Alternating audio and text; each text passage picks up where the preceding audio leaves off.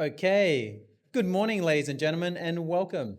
My name is Steve Torso. I'm the founder of Wholesale Investor and Capital HQ. I'd like to officially welcome you to the Capital HQ Investor Day. We only do this day once a year, and to me, some of the topics that we're going to be talking about today is different to what you'll normally find at our investor conferences. So if you think about, our journey over the last funny enough, October is always an interesting time for me. It's a bit of a reflection time because we actually launched Wholesale Investor in October 2008. And it's so funny, I only realized how old we are. It's like, do you know, as you get older, you only realize your age when it actually comes out of your mouth. It's the same other thing with a company when you think, wow, the amount of time we've been going. But when we launched, we actually saw, like literally in 2008, we watched the Dow Jones crashing sort of like 18%. And over the last 15, 16 years, we've built our reputation around effectively the innovation space and then also in property and funds. What a lot of people don't know is since 2012, we've actually been hosting a yearly property and funds management showcase. Now, of course, this year we called it private credit because pretty much for the last 6 months, the AFR has been relentlessly selling the area of private credit. So we leaned into that as an area. But today is a bit different. Today is really around the direction of where we're taking our business, where we're taking Capital HQ. And then also, we want to start providing, by the way, if you're outside, feel free to come in. There is some seats up the front and also in the middle. If people can move into the middle, that would be great, just to create some space on the side. And it's an important thing for us because, said throughout our history, we do our best to try and understand where the trends are going and then align what we're doing with those trends in advance. And likewise, the area of private credit became hot this year. We placed a focus on that, but going back to sort of January, February 2023. And the simple reason was because of high interest rates. So to give you some sort of understanding of our history, we obviously did launch in 2008, 2012, and when we launched, we actually launched as a magazine. Does anyone remember the magazine out of curiosity? See, a few people have been around us for some time. So, and then 2012, we got rid of the magazine just because, we couldn't track anything. It was very difficult to see what was actually taking place with it, but it was a great branding tool actually at that time. And 2014, we started taking companies overseas, and that's when we really realized how much interest there was in Australian innovation overseas. But also, really this market started to become a lot more global in how it actually operated. So 2018, that was a pivotal year for me. And the reason was because we did so much in that year that it almost broke me, in the sense that we did 48 showcase events across 7 different countries, right, including the likes of Korea, Malaysia, Singapore, New York, London, etc. All the stuff that, I said, I haven't seen anyone else willing to sort of take on their back is doing. And that is without government funding, all as a sort of private company. And that really marked the change when we started going down. That's when we started building what has now become Capital HQ. And every year, at the end of the year, I typically go and reflect on, what I think is coming down the pipeline. And so in my presentation that I'm going to give, I'm going to be going through what my sort of perspective is and how we see things, because, to me, that really does align with what all of you are either thinking or looking at in this space. And it also addresses some of the undertones of conversations that I have with people on a day-to-day basis as well. So today we have got an incredible day lined up for you.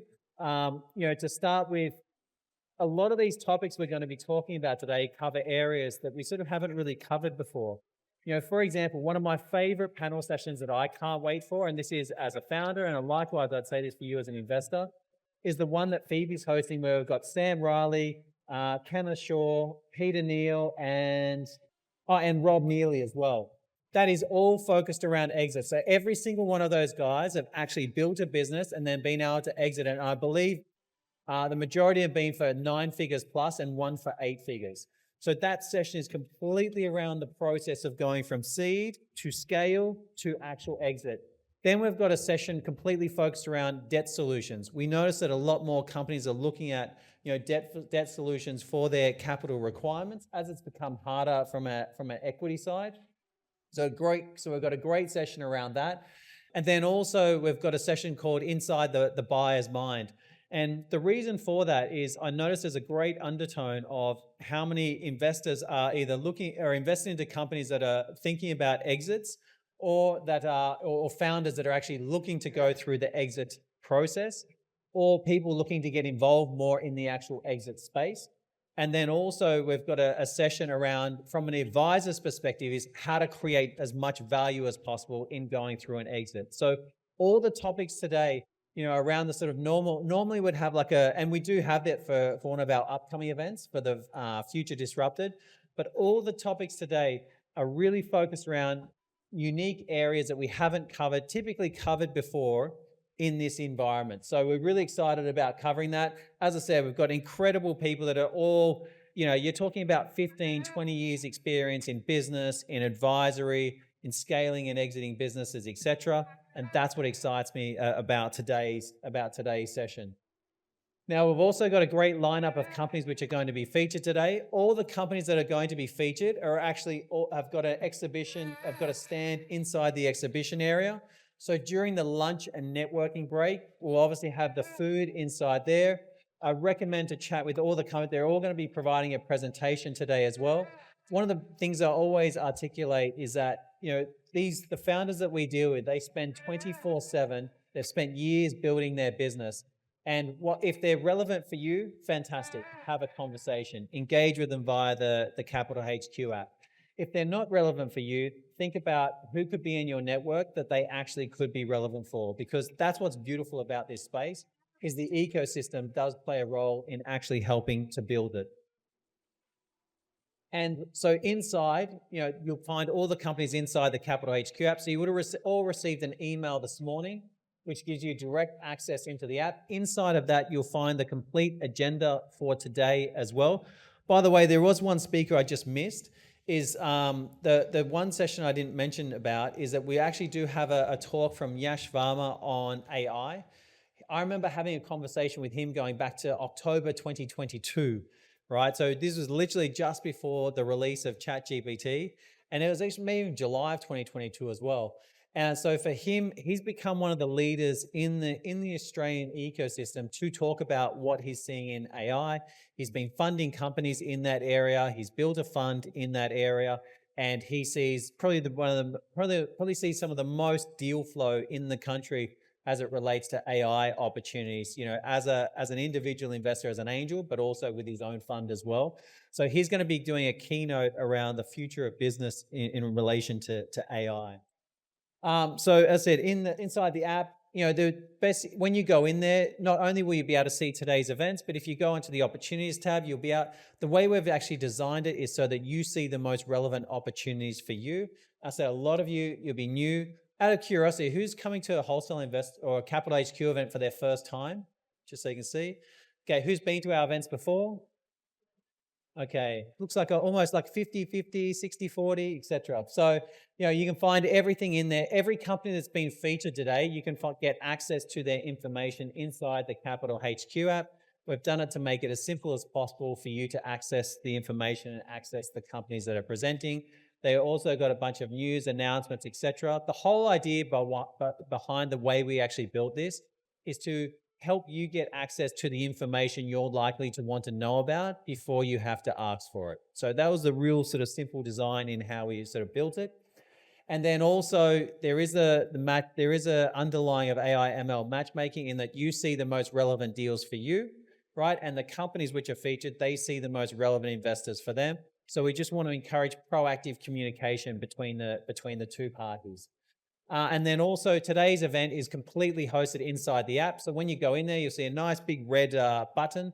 Just click on that and you'll be able to see, as I said, the full agenda. You'll be able to network with everyone else here as well, which we encourage. Make sure if there's relevant people to you, make sure you reach out to them and try and connect whilst you're here throughout the day. And then also, the companies being featured as well, they all have their own sort of virtual exhibition booth inside of there. And then likewise, the CEOs. If the CEOs from the companies which have been featured reach out to you, I recommend to do your best to catch up with them today whilst you're actually here, or catch up with them tomorrow. I know we've had some of the companies fly in from Perth overnight. to be here today. So they may be a bit tired later on this afternoon, let's say, but do your best to try and catch up either today or tomorrow with those companies being featured. And last point before I get into my keynote, the power of one conversation. I am the biggest believer in this because I see it at every single event that we host, and that's why I continue to put this slide up no matter how many events we do. Every single conference we do, I've seen one conversation change the trajectory of a business or of an opportunity that someone is actually involved in. And that is what's beautiful about these environments and these events. And to me, and by the way, we'll try and create some space so that people can sort of stand on that side as well and try and get some more chairs in too.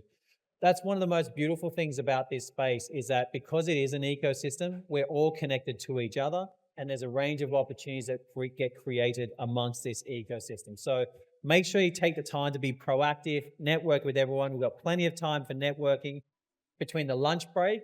And then also we'll be finishing around about sort of 3:15. So we've got plenty of time up until sort of 5 p.m. to be networking with everyone. So we've done that. So we've spaced out the day. So we've got plenty of great content, plenty of great opportunities for networking, and plenty of time to chat with companies which you think are relevant to you or that you find interest in presenting today. All right, so now I'll get into my actual presentation. And the first thing I'll say is this really simply is that I think this is one of the best times that I have seen for accessing for the foundations of growth, right? High growth and also high yield investments. And there's a number of things which come about this from a thesis perspective. And I started with a good portion of these at the start of the year. And then it sort of continued to evolve as it's sort of gone throughout.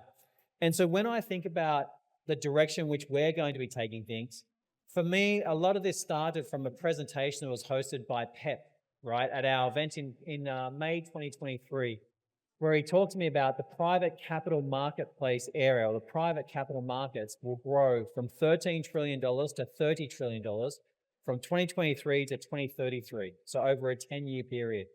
And that was interesting to me. And then I realized that I was thinking about my own business, not wrong, but there was a great adjustment to make to how we were thinking about our own business. But then when I started thinking about everything that was taking place in the markets, I realized that there was a whole bunch of business, technology, and macro trends all leading in the one direction. And the funniest part about it is I suddenly started to get super optimistic, even though in the last 2.5 years, it's been absolutely painful in the innovation space.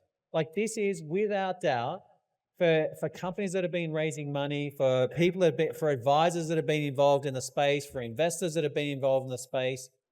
When we have this conversation in private, most people agree that over the last 15 years, the last 2 years have been some of the most challenging years to be involved in the innovation space. So then all of a sudden, I'm getting super excited about the future, even though you literally could say it's been some of the hardest years in the last 15 years. So what are these actual trends? And the simple ones to highlight from my side, and I said, my brain is very simple, so I like to keep things simple for myself. And the way it sort of played out was these are the 3 key areas which I saw playing a role in markets over the next 10 years. And by the way, that's sort of typically my personality. I think to myself, okay, where is the direction of where things are headed? And by the way, what was beautiful about all of these is I looked at all of these opportunities and think there's a whole bunch of different players, but everything's fragmented. And to me, that's exactly how we came into this whole innovation space. When we came into the innovation space, there was only a few players, but no one was really taking an ecosystem approach. Everyone was focused on their individual activities that they were doing, right? So the key areas for me that I see as the great opportunity, the great succession is probably the biggest opportunity standing in front of us right now, right? For the next 10 years, you are going to see baby boomers looking to sell their businesses, succeed their businesses either to family members or to staff, or just potentially go through a private equity sale, etc. And the reality is about 40% of companies right now are actually owned by baby boomers. So this is, and there was one of my shareholders that outlined it to me, this is the greatest wealth transformation, right? The greatest wealth transfer that we will see in the handover of these businesses. You are talking about the unlocking of trillions of dollars of value in this actual succession space. So for me, you'll see, hence today, a lot of the conversation is around M&A, it's around going to exit. And for us as a company, when it comes November, we're actually going to be soft launching our business sales product as well. Because a lot of people have been utilizing what we do from a capital raising perspective, but the reality is what we've built is perfect for anything that's capital engagement related, whether it be capital raising, debt funding, or M&A opportunities as well. So the expansion of private market opportunities, I'll expand more on that shortly, but yeah, the expansion of that, when you think about all those different areas. Now, what's interesting, I'm doing an article on this at the moment, right, is that it's incredible to know how much how in the last like 10 to 20 years, the amount of companies that are delisting, as well as the lack of new companies that are listing, and especially if you took out, in Australia, if you took out all the resources companies that typically list, it looks even more bleak as far as how many companies are listing.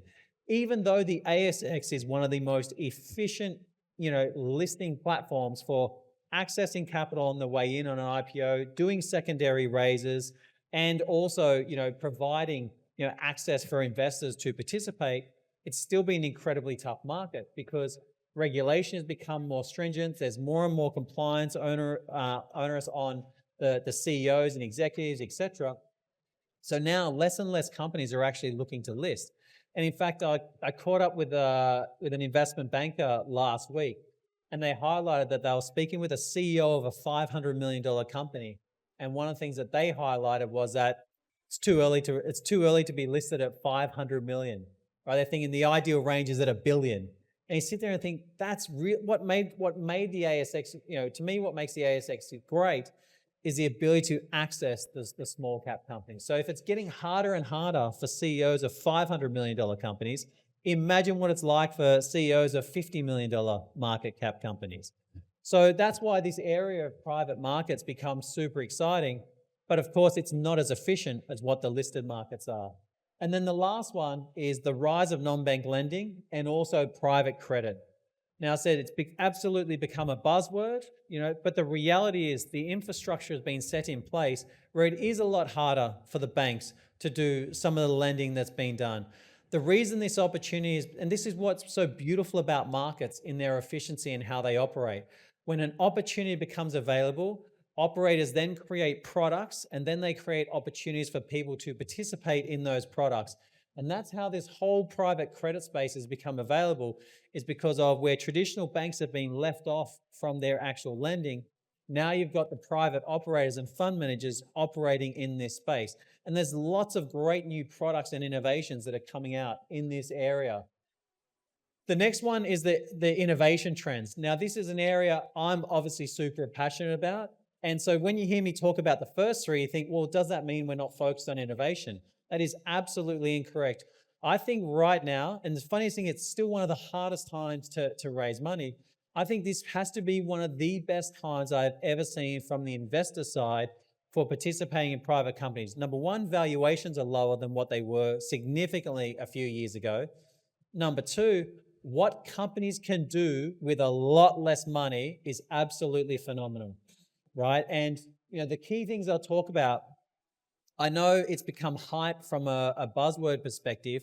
The AI revolution is massive. There's no doubting how big it's going to be. When Sundar comes out, when Sundar Pichai comes out and talks about how it's the biggest technological shift in our lifetimes, absolutely believe it. Because not only have we seen what generative AI can do, right now we're seeing the rollout of AI agents. To me, that's just as transformational as what's happened in the last 2 years. I'll give you my own perspective. From us as a company, we did what every other company has gone through in this journey, right? We scaled up in 2020 and 2021. We scaled back in 2022 and 2023. The craziest part is we are now able to match what we were doing 2 years ago and actually go beyond it. And actually, we've increased out what we can do from a capacity and execution perspective with 1/3, nearly 1/4 of what the team members we had previously. That's the story that very few people are talking about, right? Because what you can do from a productivity perspective is absolutely amazing. In fact, there's 3 layers to the power of AI. Yeah, hang on. There we go. 3 layers to the power of AI, right? The first one is productivity. Everyone's experience. By the way, who uses AI on a daily basis? Okay, it's crazy. I'm hoping for the day that everyone's hands go up, because to me, it's like this absolute unfair advantage to have if you are, right? For me, I'll use like 4 to 5 different LLMs in a day just by normal course. Now, the reality is that there's the productivity layer. That's important. Then there's a second part to it that I don't think anyone's really talked about. The more you utilize AI, the more you save on your own cognitive capacity. For most founders, for most business builders, for most people in this space, we've got a million things being thrown at us every single day, right? We will have to make more decisions by 12 p.m. on a Monday than what most people have to make in their week, right? It is crazy how much cognitive capacity that saves us. The third part I discovered with my team last week. The third part that's really interesting is how much it saves team members' own cognitive capacity in dealing with each other. So I'll give you a perfect example of it. Who saw the article that we did on the US presidential elections polls? Who saw that? Surely someone did, because it had a lot of opens and a lot of interest from it. So the interesting thing about that article was that the graphic that was created for it was actually utilized with AI. Now, normally the process of doing that is that you'd have it would go to our head of brand. She would then work with the designer to go and create the graphic for that article. Now it's just a simple prompt, and the graphic is done within seconds. So it's saving team members use of each other in the actual process as well. So, to me, that's where I think AI is so powerful in the team perspective. And as AI agents roll out, and I'm running out of time already, the convergence of technology platforms, I think, is a massive one. I won't spend too much time on that. Sorry. And the last one is the era of abundance.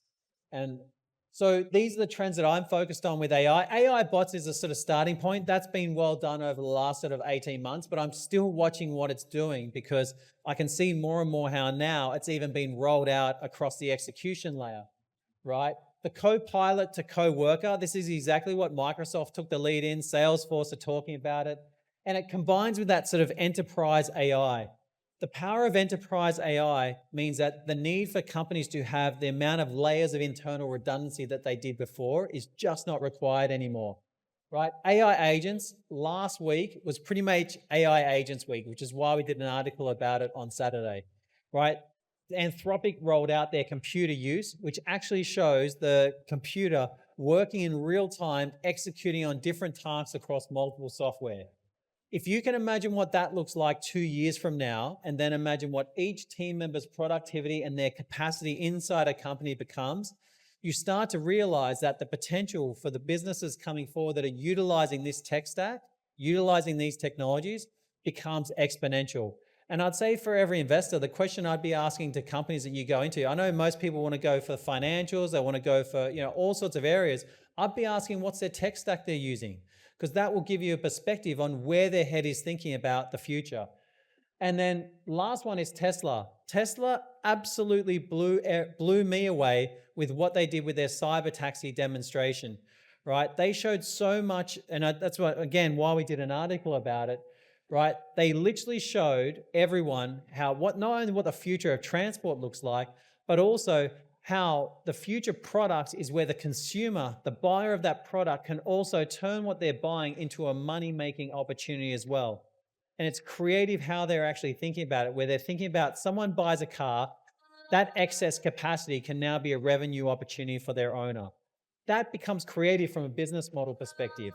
I love this comment, because what it means is that future startups you're about to see, they will not need as much money as what they previously would.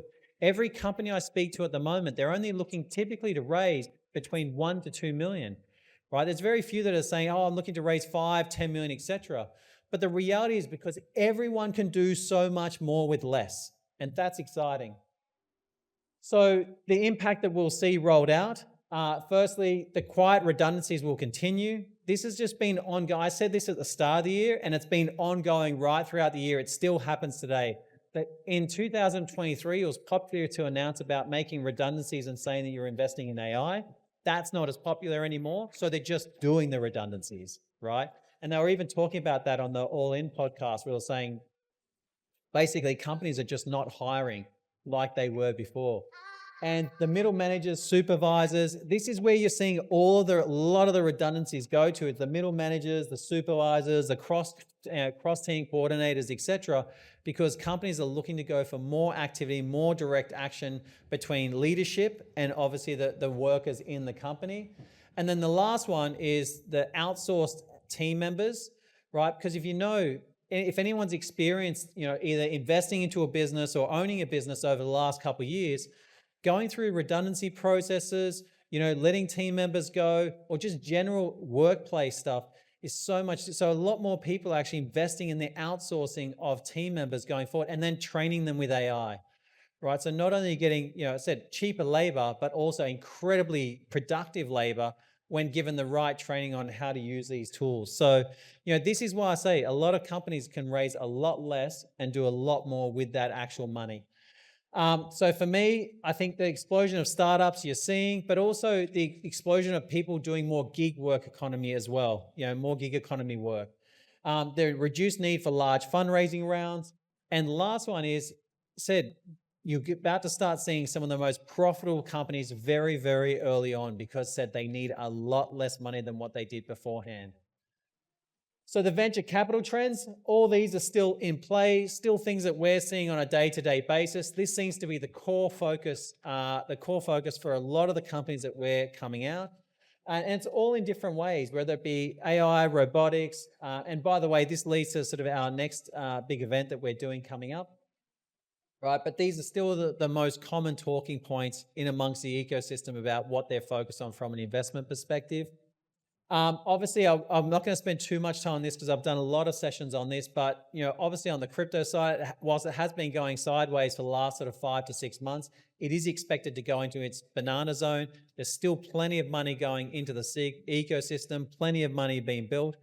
And funny enough, what's been really interesting for me is out of the US elections, the biggest winner by far has been crypto, right? Because both of them have agreed to basically look to make their framework and regulatory framework more supportive for Bitcoin and for the crypto ecosystem.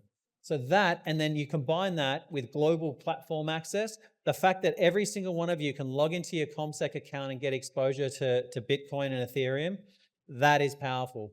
Because if you've ever experienced the process of buying crypto, it's an absolute nightmare as far as accounts being shut down, getting calls from fraud areas in banks.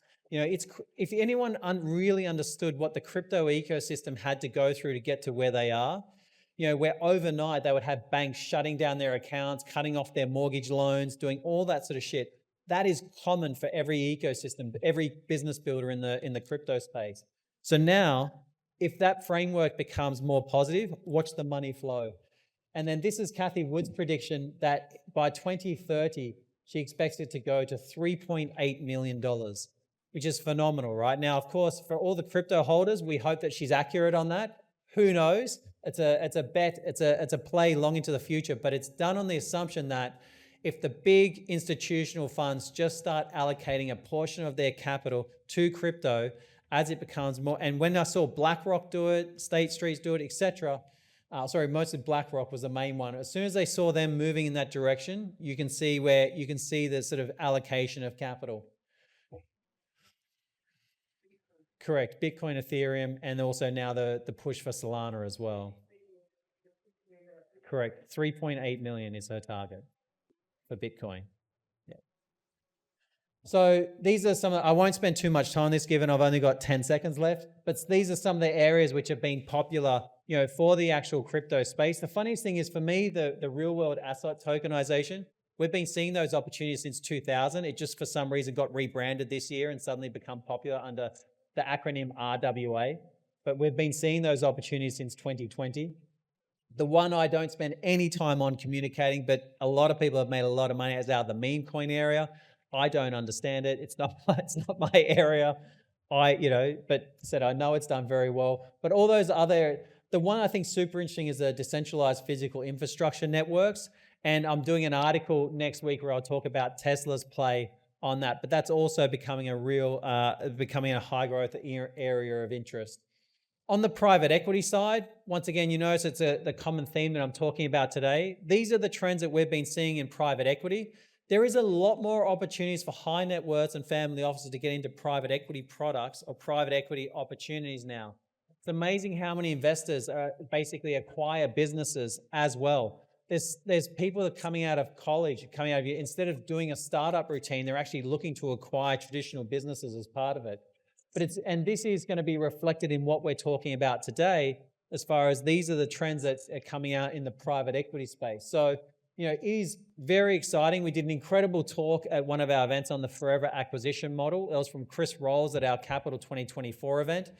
But you will see that the private equity area is going to have some significant growth over the next 5 to 7 years. And obviously, us as a company, we want to play an enabling role in that. And to give you a bit of insight we're planning that in July next year, we're going to host a business exit summit, and it will be completely focused around sort of private equity and the exit area. As I said, there just isn't that much content on this space, and that's why I can't wait for the rollout of today's session. This has been common for everyone. Yield absolutely still has everyone's focus. We've done a lot of events on this, but the reality is, this isn't going away anytime soon. And the reason is because Australia's interest rates are not coming down anytime soon. You can see this tussle between the government and the RBA, about what's happening in the markets. But the ultimate reality is, whilst interest rates come down 0.5% in the US, they're now 50-50 on if they're going to continue coming down or if they might need to just leave it or potentially increase them again. But in Australia, we all know that interest rates are not coming down anytime soon. So hence why, going where I started from today's conversation, between the combination of innovation for high growth, the rise of private equity and for growth opportunities, and then also you've got the access to yield through private credit opportunities. When have we ever seen the environment like this, where it's so perfectly primed for yield, growth, and high growth? And so even though it's been a punishing last 2.5 years for the innovation space, that's why I'm optimistic about what comes next. Now, the question is do I know the timing of this? No, right? But from a demographics and from a fundamentals that we're all seeing, because there's a lot of levers that can get pulled in this. And here's the levers. Interest rates, one of the biggest levers that can get pulled in the actual process. So these are the things that I'll be watching for my signals as far as what comes next. Will there be increase in money supply as far as, whether it be the central governments, buying and starting to stimulate and put money back into the economy, right? Will there be dry powder coming off the sidelines that there has been for the last 2.5 years, or that have been going into the private credit opportunities? And then the last one is, and we're less than 2 weeks away from it, is the US elections, right? It's undeniable that what happens in that election will have a significant influence in what comes next from a business perspective. So for me, these are the 4 levers that I'm watching to understand what moves I need to make. But fundamentally, the strategic direction around innovation, private credit, the non-bank lending area, what's happening in private capital markets, but then also what's happening in succession or business exit area. They are going to be the areas that we're focused on. And in my second keynote that I'll do today, I'll be talking about the opportunities that are coming up for us in that space and how people can be active with those opportunities. So that is it for my presentation. I hope you enjoyed the introduction as far as how we see things and how we're thinking about things.